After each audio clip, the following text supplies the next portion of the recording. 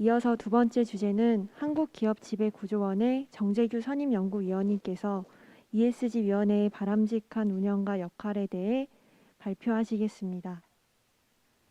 박수로 청해 듣겠습니다. 네, 방금 소개받은 한국기업지배구조원의 정재규입니다. ESG위원회가 앞선 기조 강연에서도 그렇고 앞선 발표에서도 그렇고 최근에 국내에서 정말 많이 생겼습니다. 작년 말 올해 초죠. 과연 ESG위원회가 이렇게 많이 생기는 게 긍정적일지 부정적일지, 당연히 긍정적일 거라고 추측을 해보지만 모르겠어요. 이게 어떤 의미로 봐야 될지. 그렇다면 또 ESG위원회를 이사회 내에 만들어야 되는지, 혹은 이사회 내 위원회가 아니고 그냥 이사회 외에 이사가 참여할 수도 있지만 아닌 분들도 참여해서 운영해도 괜찮은 건지, 그런 위원회, ESG위원회라고 하는 위원회의 어떤 조직 구성을 어떻게 하는 게 바람직한지, 과연 지금 우후죽순 만들어진 이사회 내의 ESG위원회 혹은 그 이외의 이 위원회가 제대로 역할을 할 수 있는 건지, 그들의 정확한 목표는 뭐고 실천 과제는 뭔지에 대한 부분이 아직 굉장히 어렴풋합니다. 많은 기업에서 이제 만들어 나가고 있는 과정이겠죠. 그리고 오늘 이런 좋은 정책 포럼 같은 경우도 그런 실제 기업이 ESG위원회를 어떻게 구성하고 어떻게 운영하고 어떻게 성과로 만들어낼 것이냐, 그리고 지속가능 경영을 어떻게 실천할 것이냐 하는데 어떤 인사이트를 주기 위해서 준비되었다고 생각하고 너무 의미 있다고 생각합니다. 그리고 또 제가 여기서 관련된 내용을 간략하게라도 말씀드릴 수 있는 기회가 생겨서 굉장히 영광스럽게 생각을 하고요. 제가 근무하고 있는 한국기업지배구조원이라는 기관이 조금 생소하신 분들도 꽤 있을 거예요. 기업지배구조원은 한국거래소가 주축이 되어서 만든 자본시장 유관기관들이 만든 기업지배구조, 환경경영, 사회책임경영, 흔히 지금 얘기하는 ESG 경영을 전문적으로 연구하고 우리나라 상장회사들의 ESG 경영을 분석하고 평가하고 또 주주총회 의안 분석 서비스도 제공하고 있는 비영리 기관입니다. 제가 오늘 주로 말씀드릴 내용은 여기 컨텐츠에 있는 것처럼 ESG 경영이 최근에 활성화되고 있는데, 과연 ESG 경영이라는 것이 왜, 무엇 때문에 갑작스럽게 혹은 아니면 쭉 점진적으로 활성화되고 있었던 것인지 간략하게 키워드를 좀 말씀을 드리고요. 그러면 이사회 내의 ESG위원회일 수도 있고 아니면 ESG위원회가 아닌 경우 이사회 자체에서 해야 되는 역할일 수도 있는데, 과연 ESG 경영을 위해서 이사회 혹은 ESG위원회가 뭘 해야 되는지, 어떤 소명의식을 가져야 되는지, 이런 얘기들을 조금 짚어보려고 합니다. 그리고 조금 더 이제 구체적으로 들어가면 실제 우리나라에서 구성되고 있는 이사회 내에 있는 ESG위원회의 구성이나 운영상 유의할 점은 없는지, 그리고 구체적으로 몇 가지 예시를 들어서 이런 것들은 이사회 내에서 혹은 ESG위원회에서 ESG 경영을 위해서 반드시 해야 된다라고 하는 것들 몇 가지를 제가 간추려 보았습니다. 네, ESG 경영 활성화와 관련된 얘기는 여러 자료나 여러 기회를 통해서 접하고 있으실 수 있기 때문에 아주 간단하게 키워드만 몇 개 말씀드리고 넘어가도록 하겠습니다. 지속 가능한 발전이라는 개념에서 ESG 경영이 연원을 하고 있다고 보실 수 있습니다. 뭐 재작년에도 물론 있었지만 작년 올해 우리 코로나 팬데믹 사태와 관련해서 환경 위기, 기후 변화에 대한 위기 의식이 굉장히 많아졌죠. 과연 우리가 마스크를 벗고 생활할 수 있을 것인가? 라는 그런 좀 위기 의식도 가지고 있죠. 더더군다나 작년 올해 유난히도 기후 재앙과 같은 현상들이 많이 있었습니다. 뭐 산불도 많이 났고요. 전 지구적으로 홍수도 있었고요. 이런 것들의 위기 의식을 느낀 이제 우리 인류가 전 지구적인 차원에서 과연 지속 가능한 삶을 유지할 수 있을 것이냐, 유지뿐만이 아니고 또 발전을 해가야 될 텐데 지속 가능한 발전을 할 수 있을 것이냐, 만약에 지속 가능한 발전을 목표로 한다면 어떤 것에 신경을 써야 될지와 관련된 얘기가 최초로 나온 것은 1987년이라고 흔히 얘기를 합니다. 노르웨이의 총리이셨던 브룬트란트 여사가 저 유엔 회의에서 발표한 브룬트란트 보고서에 그 내용이 들어 있습니다. 쉽게 얘기해서 지속 가능한 발전이란 말은 미래 세대가 활용할 수 있는 자원이나 환경 이런 것들을 고갈시키지 않고 그들이 발전할 수 있는 여지를 남겨두면서 현재 세대도 발전을 하고 풍요롭게 살고자 하는 그런 목표 지향점을 가지고 있습니다. 여기에서 시작된 내용이 여러 가지 국제적 이니셔티브나 이런 걸 통해서 기업 입장에서 어떻게 해야 될지랑 연결되는 게 지속 가능 경영, 그리고 현재는 ESG 경영이라는 말로 표현이 되고 있습니다. 사실 ESG란 말하고 지속 가능이란 말하고 조금 다른 측면이긴 하지만 거의 비슷한 대체되는 용어로도 활용되고 있는 것 같습니다. 어찌됐건 지속 가능한 경영이라는 말이 나오게 됐고, 그때 처음 ESG와 관련된 기본 생각이 드러나기 시작했습니다. 당시에는 트리플 바텀 라인이라고 그래가지고 기업이 지속 가능 경영을 하기 위해서 신경을 써야 될 경제적인 측면에서 혹은 다른 사회적인 측면에서 장기적으로 발전하기 위해서 뭘 신경 써야 되지? 세 가지 정도는 신경 써야 될 것 같아 해서 나온 게 경제적인 측면, 재무적으로 성과를 내고 발전을 해야 된다. 그리고 또 환경에 침해를 끼치거나 혹은 환경 오염을 최소화하는 친환경적인 활동을 해야 된다. 그리고 사회적인 가치, 기본 가치, 아동 노동이라 할지 뭐 남녀 고용에 대한 평등이라 할지 이런 것들을 신경 쓰면서 해 나가는 것이 장기적으로 기업이 성장할 수 있고 가치를 계속 증대시킬 수 있는 것이다라고 해서 세 가지 내용들이 나오기 시작했습니다.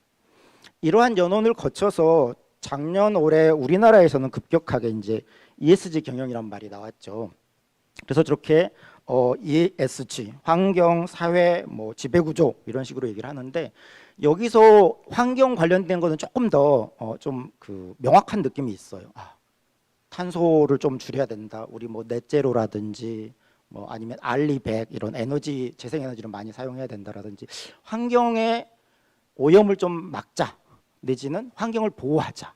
혹은 기업이 친환경 제품을 개발하고 그걸 좀 많이 만들어서 제공하자. 뭐 이런 측면일 것 같아서 조금 더 손에 잘 잡히는 느낌이 있고 사회 부문 S 사회책임 경영이라고도 얘기를 하는 이 부문은 폭이 조금 넓습니다. 뭐 인권과 관련된 얘기도 있고 그 인권의 기업의 입장에서 보면 근로자의 어떤 건강권, 안전, 보건 또 일과 가정의 양립 뭐 이런 얘기들이 많이 포함이 돼요.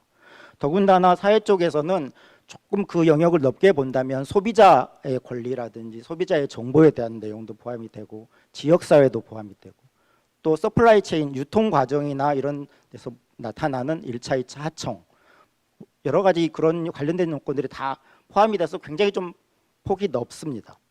그리고 거버넌스 부분도 지배구조라고 하는데 우리 국내 언론이나 흔히 지배구조 얘기를 할 때 지배구조면 막 소유 지분구조 이런 거 아닌가? 어떤 회사에 누가 의사결정을 좌지우지하는지 뭐 이런 측면으로 이해하기가 쉽지만 사실 지배구조는 그런 소유 지분의 구조도 의미가 있지만 더 중요한 것은 소유 지분구조의 기본을 토대를 두더라도 실제 회사에서 의사결정 과정이 어떻게 이루어지는지 그 의사결정 과정이 토론이나 논의를 통해서 원활하게 또는 신중하게 이루어지는지 그리고 그 의사결정된 경영이 집행되는 과정에서 준법 경영이 이루어지는지 내부 통제는 잘 되는지 회계 관리는 잘 되는지 이런 내부 통제 전반의 내용들 관련된 경영이 자본시장에 투명하게 공시가 되는지 이런 부분까지 다 포괄하고 있습니다. 그래서 거버넌스도 파악하기에 따라서 굉장히 광의로 볼 수도 있고요. 또 굉장히 좀 협의로 볼 수도 있고 해서 각각의 맥락에서 어떤 의미로 쓰이는 것인지에 대한 이해가 선행될 필요가 있어 보입니다. 그런 측면에서 ESG 경영의 어떤 그 요소들을 추정할 수 있는 또는 참고할 수 있을 만한 자료들 몇 개를 가져왔는데요. 여기 보시면 이거는 이제 UNPRI라고 2006년 정도쯤에 이제 그 제시가 된 내용입니다. 저게 뭐 가장 기본적일 수도 있을 것 같습니다. ESG라는 개념이 나오게 된 연원이기도 하고 사실 PRI는 기업 입장에서 지속가능 경영을 접근한 게 아니고 투자자 입장에서 어떤 기업에 투자를 해야 지속 가능한 발전, 지속 가능한 경영이 될 것인지, 그리고 우리 투자자는 지속 가능하게 수익을 남길 수 있을 것인지 입장에서 접근을 했습니다. 그래서 이 PRI에서 제시하는 저 내용들은 어쩌면 투자자 입장에서 어떤 회사에 내가 투자를 할지 말지를 판단하는 요소가 무엇인지, 그리고 어떻게 그걸 실행에 옮길 것인지를 포함하는 내용들입니다. 여기 있는 것처럼 환경과 관련해서 기후변화, 뭐 자원 고갈과 관련된 거, 물, 뭐 이런 부분들이 이슈가 될 수 있다. 사회와 관련해서는 인권, 뭐 아동 근로 조건 이런 것들을 제시를 했죠. 거버넌스와 관련해서도 조금 다른 측면들이 있습니다. 국내에서 거버넌스 얘기 혹은 다음에 조금 볼 몇 가지 요소들에 보면 기업 지배구조 얘기하면 뭐 주주의 권리, 뭐 이사회의 구성과 운영, 이사회가 어떻게 역할을 해야 되는지, 감사나 그런 내부 통제 기관 어떻게 운영돼야 되는지, 또 공시는 어떻게 해야 되는지 이렇게 좀 구성하기도 하는데, 여기서는 투자자 입장에서 기업의 거버넌스를 바라보다 보니까 뇌물이나 부패, 기업 경영과 관련된 뇌물 사건이나 부패가 있는지 여부, 그리고 경영진의 보상이 적절한지 너무 과도하지는 않은지, 혹은 이사회 내의 다양성, 즉 이것은 이사회 내에서 의사결정이 신중한 토론과 논의를 통해서 다양한 의견을 전부 다 포괄해서 그 기업에 가장 적합하게 지속가능 경영을 위해서 결정이 이루어지는지를 보고자 하는 것이죠. 그 이외에 정치적 로비나 기부, 조세와 관련된 내용까지도 포괄을 하고 있습니다. 하나의 예로서 볼 수 있는 것이고, 저게 ESG를 다 포괄한다고 보기도 어렵지만 또 굉장히 유용한 도구가 될 수 있을 것입니다. 이 뒤에 그 연속되는 3개 정도의 슬라이드에서는 우리나라의 국민연금도 어떻게 보면 투자자 입장이라고 볼 수 있겠죠. 국민연금에서 ESG를 어떻게 보고 있는지가 내용들을 좀 참고하실 수 있게 되어 있습니다. 환경과 관련해서는 기후변화나 청정 생산과 관련된 얘기, 또 친환경 제품 개발, 기술 개발, 이런 내용들이 있고, 저기 제시된 내용은 국민연금에서 오픈을 한 내용으로서 우리 국민연금은 예를 들어서 투자를 결정할 때 저런 요소들을 본다, 저런 요소들이 잘 이루어진 기업들을 좀 더 적극적으로 투자할 것이다, 이렇게 이해를 할 수 있을 것 같습니다.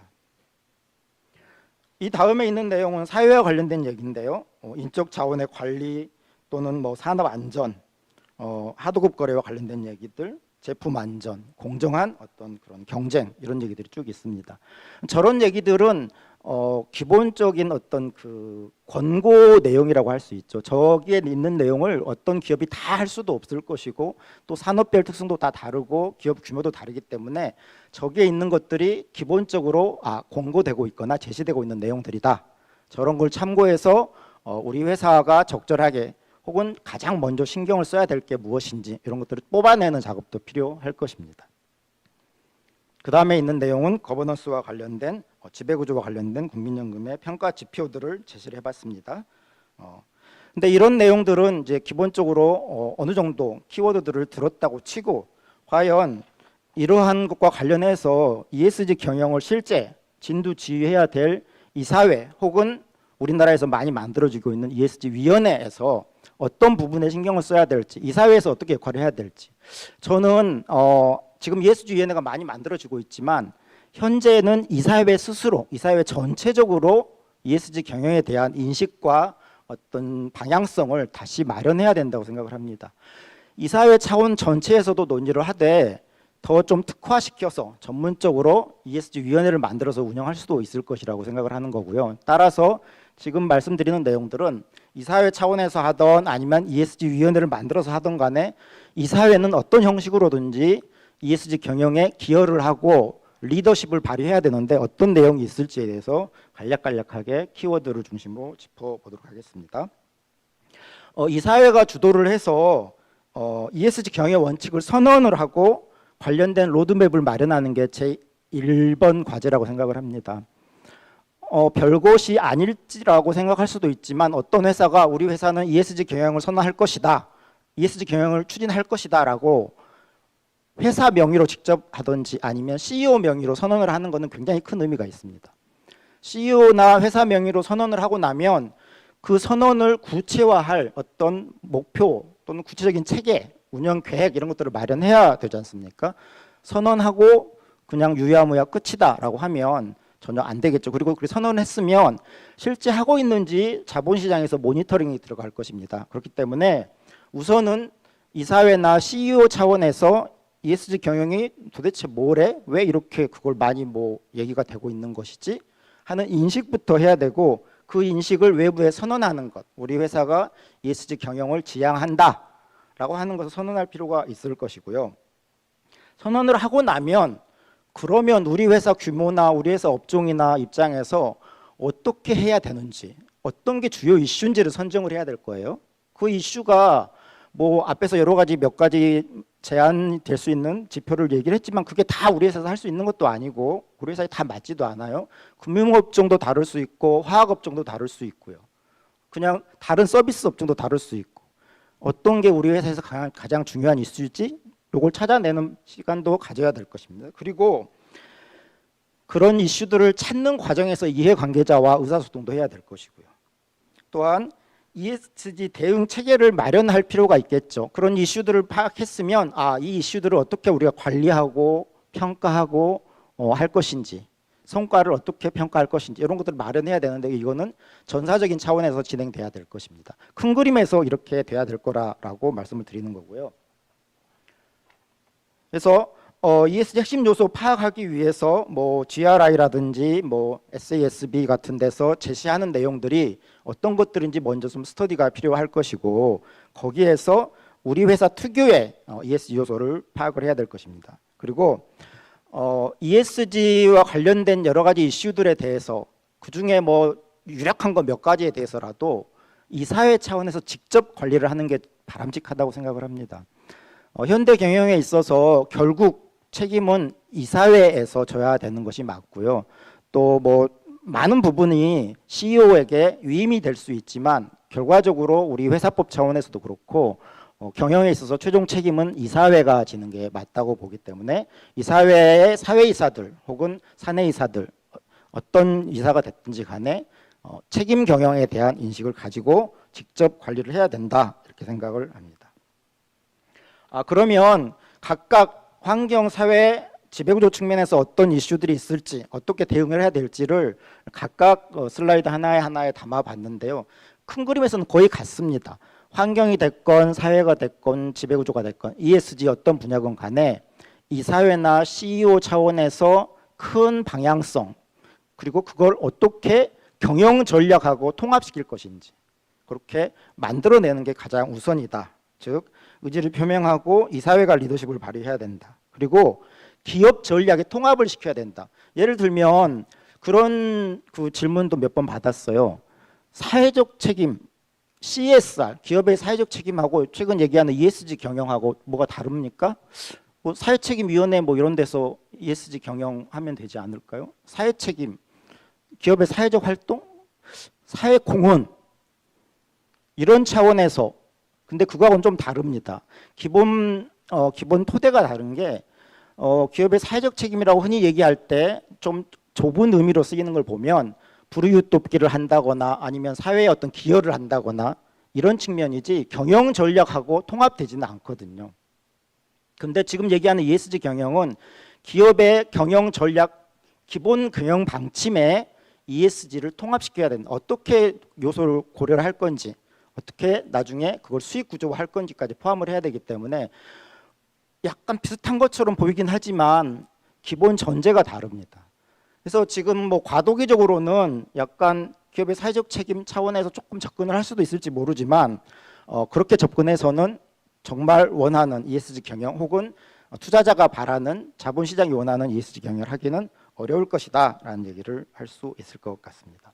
그래서 사회나 지배구조 관련된 내용도 기본적으로 이사회에서 관여를 하고 경영 전략하고 통합을 시켜야 되고, 그 통합된 경영 전략을 구체화하는 방침을 마련해야 된다. 그리고 그 방침이 마련되면 구체적으로 성과 평가를 어떻게 할 것인지 전사적인 체계를 마련하고 각 분야별로 그 결과에 대해서 공시를 하고, 그래서 피드백을 받고, 이런 과정을 통해서 회사가 조금 더 ESG 경영에 발전시켜 나갈 수 있는 그런 과정을 거쳐야 된다라는 얘기를 요약해서 말씀을 좀 드리도록 하겠습니다.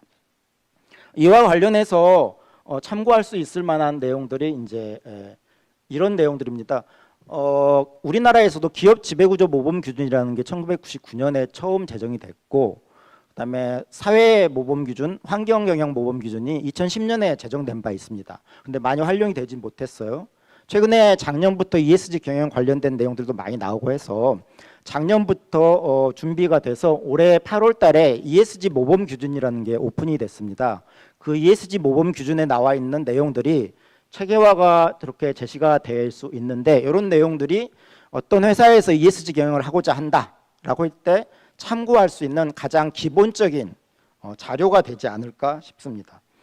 각 그 모범 기준에서 구체적으로 제시하고 있는 내용들이 어떤 지표가 될 수 있다라는 말씀을 드리도록 하겠습니다. 그러면 실제로 그런 내용들을 어떻게 구체화하고 운영할 것인지에 대한 얘기를 한정된 시간이지만 간략간략하게 키워드로 말씀을 좀 드리도록 하겠습니다.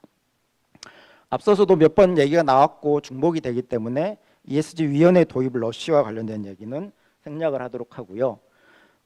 ESG 위원회를 많이 만들어지고 있는데, 과연 기존에 우리 그 지배구조위원회라든지 아니면 다른 위원회하고 차별화된 정말 제대로 된 기능을 할 수 있을 것인가? 기존에 감사위원회나 리스크관리위원회도 있고 뭐 지배구조위원회도 있고 경영위원회도 있고 사회책임위원회도 있었는데 ESG위원회 하나 더 만든다고 해서 뭐가 달라질까? 그런 의문이 들거든요. 그와 관련한 얘기들을 좀 모아서 제가 얘기를 해드리겠습니다. 이런 참고 자료들은 현재 어떻게 국내나 해외에서 위원회가 운영되고 있는지, 이 위원회의 구성이 어떤 전문가들로 되어 있는지를 보여주는 내용들인데, 정리해서 한마디로 얘기하면 아직 전문성이 많이 부족하다. ESG위원회 구성원들의.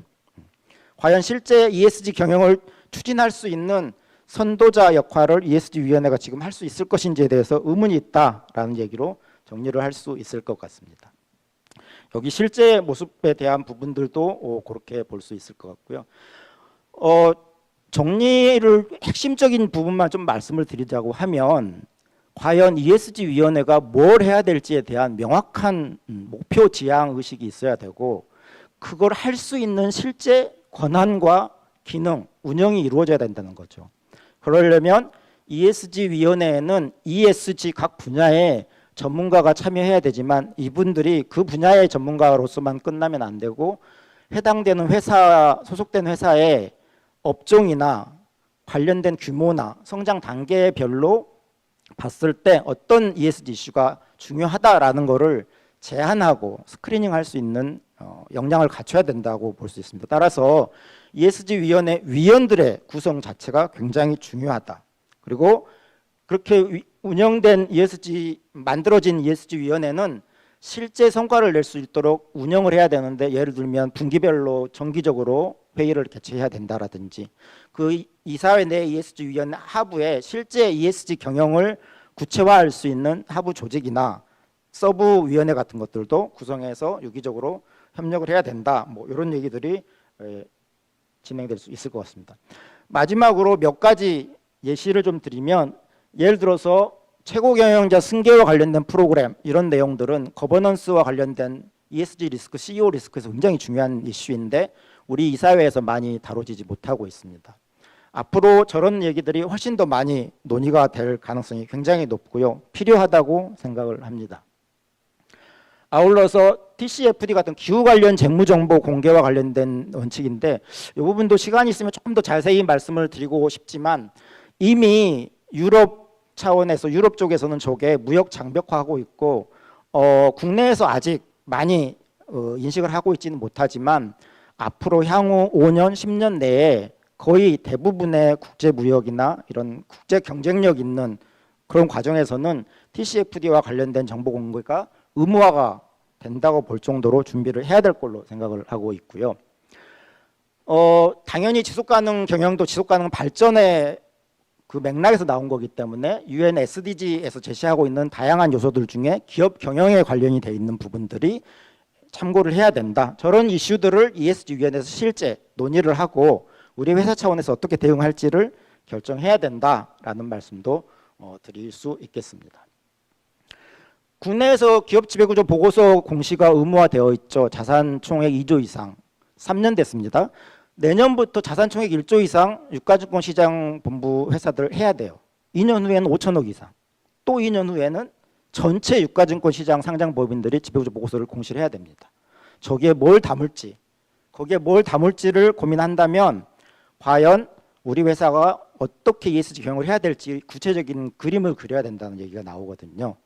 그런 측면에서 저런 내용도 이사회 혹은 ESG위원회 차원에서 논의를 해야 된다.